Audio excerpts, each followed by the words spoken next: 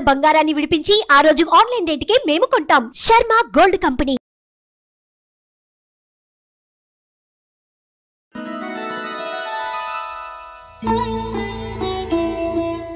అందరికీ నమస్కారం. శ్రీ క్రోధినామ సంవత్సర ఉగాది శుభాకాంక్షలు. ప్రస్తుతం మనతో పాటు ప్రముఖ జ్యోతిషులు, శ్రీచక్రపీఠం వ్యవస్థాపకులు, 2 తెలుగు రాష్ట్రాల ప్రజలకు ఎంతో ఇష్టమైన గురువర్యులు, సుమన్ టీవీ ఆస్థాన ధార్మికులు డాక్టర్ ప్రదీప్ జోషి గారు మనతో పాటు ఉన్నారు. గురుగారు నమస్కారం అండి. శ్రీమాత్రే నమః. ప్రతి సంవత్సరం గురుగారు ఏదో అనుకోని విపత్తులు సంభవిస్తూనే ఉంటాయి. అప్పుడు అనుకుంటాం ఈ సంవత్సరం ఇదే రాసి పెట్టుందేమో అన్నట్టుగా. మరి ఈ క్రోధినామ సంవత్సరంలో ఏమన్నా విపత్తులు ఉన్నాయా? క్రోధినామ సంవత్సరం, క్రోధం అంటేనే పెద్ద విపత్తు. సో దేశాల అధిపతులు కొట్లాడుకుంటారు. ఈ సంవత్సరం అమెరికాలో ప్రభుత్వం మారుతుంది. అమెరికాలో ప్రభుత్వం మారిన వెంటనే కొన్ని విధి విధానాలు తీసుకుంటుంది. ఆ విధి విధానాల వల్ల కొన్ని యుద్ధాలు జరిగే అవకాశం అయితే ఉంటుంది. భారతదేశంలో అయితే యుద్ధాలు లేవు, భారతదేశానికి అయితే యుద్ధ భీతి లేదు. కానీ ఈ యుద్ధం అనేటువంటిది బయోవార్ రూపంలో జరిగే అవకాశాలు ఉన్నాయి. మనకి కోవిడ్ వచ్చిందే బయోవార్ లాగానే. సో మళ్ళీ అలాంటి బయోవార్లు వచ్చే అవకాశాలు ఎక్కువగా ఉన్నాయి. ఇది ముఖ్యంగా మళ్ళీ చైనా నుంచి వచ్చే అవకాశాలు ఎక్కువగా ఉన్నాయి. అంటే అలాంటి పరిస్థితులు మళ్ళీ వస్తాయి. కానీ మన భారతదేశంలో మాత్రం కొంచెం అంత డేంజర్ అయితే లేదు. బట్ ఈ సంవత్సరం అగ్ని భయాలు ఎక్కువగా ఉన్నాయి, బాంబుల భయాలు ఎక్కువగా ఉన్నాయి. తర్వాత నీటి మూలకంగా యుద్ధాలు జరుగుతాయి. ఈ సంవత్సరం నీటి మూలక యుద్ధాలు జరుగుతాయి. నీళ్లు లేక జనాలు కొట్లాడుకుంటారు, నీళ్లు లేక జనాలు బాధపడతారు.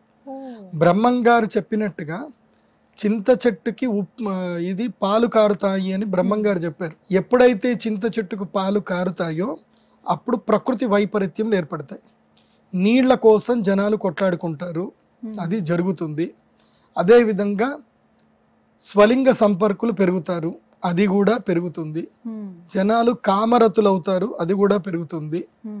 మనుషులకి జంతువులు పుడతాయి, జంతువులకు మనుషులు పుడతారు. ఇలాంటి కొన్ని విచిత్రమైనవి ఈ సంవత్సరం జరుగుతాయి. తర్వాత ఇంకొకటి ఇదేంది, విపత్తులు కాబట్టి అగ్ని ప్రమాదాలు ఎక్కువగా పెరుగుతాయి. తిరుపతి దేవస్థానం పైన విజిలెన్స్ అధికారులు దాడి చేస్తారు. అక్కడ ఎన్ని బొద్దింకలు బయట పెడతాయో మీరే చూడండి. సో ఇవన్నీ కూడా అవుతాయి, ఇన్ని విచిత్రాలు జరుగుతాయి. సో ఒక 2 రోజులు తిరుపతి దేవస్థానంలో లడ్డూలు అమ్మరు, ఇవి ఈ సంవత్సరం జరుగుతాయి.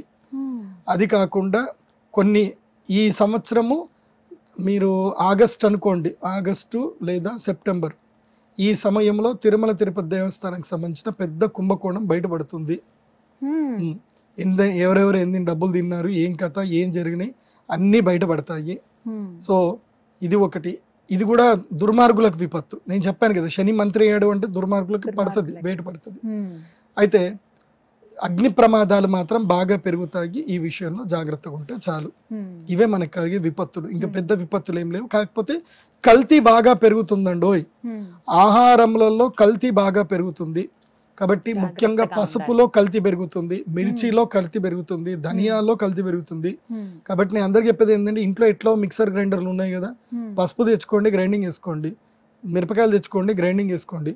తర్వాత ధనియాలు తెచ్చుకోండి, గ్రైండ్ చేసుకోండి. డైరెక్ట్గా కొనకండి, బద్ధకం వదిలేయండి. అండ్ ఇన్స్టెంట్గా రావాలని మాత్రం చేయకండి. కల్తీలు ఎక్కువగా జరిగే అవకాశం ఉంది, దాంతో ఆరోగ్యాలు పాడవుతున్నాయి. ఆల్రెడీ మా సుమన్ టీవీ హెల్త్ లో చెప్తారు ఎలాంటి తినాలి, ఏమేం చేసుకోవాలి, ఇంట్లో సొంతగా పల్లి నూనె ఎలా తీసుకోవాలి. ఇవన్నీ ఎందుకోసం అంటే, ఇవన్నీ ఎందుకు చెప్తున్నాను అంటే, మీకు ఎవరో ఒకరు చెప్పాలి కదా ఎలా లైఫ్ స్టైల్ లీడ్ చేయాలని. సో ఆ రెస్పాన్సిబిలిటీ మా సుమన్ టీవీ తీసుకుంది, కాబట్టి ఆ పని చేయండి. ఇలాంటి విపత్తులు, అవును, ఈ విపత్తులు ఉన్నాయి. ఆరోగ్యాలు మాత్రం పాడు చేసుకోకండి. నీటిని కాపాడుకోండి స్వామి. ఈ సంవత్సరము నీరే పెద్ద విపత్తు. నీటిని కాపాడుకున్నోళ్లే అదృష్టవంతులు, నీటిని కాపాడుకోలేని దురదృష్టవంతులు. రైతులు మీకు 10 ఎకరాలు ఉందంటే 1 ఎకరం నీళ్ల కోసం సపరేట్ గా పెట్టేసుకోండి, లేకపోతే నష్టమే. ఈ జాగ్రత్తలు మాత్రం తీసుకోవాల్సిందే.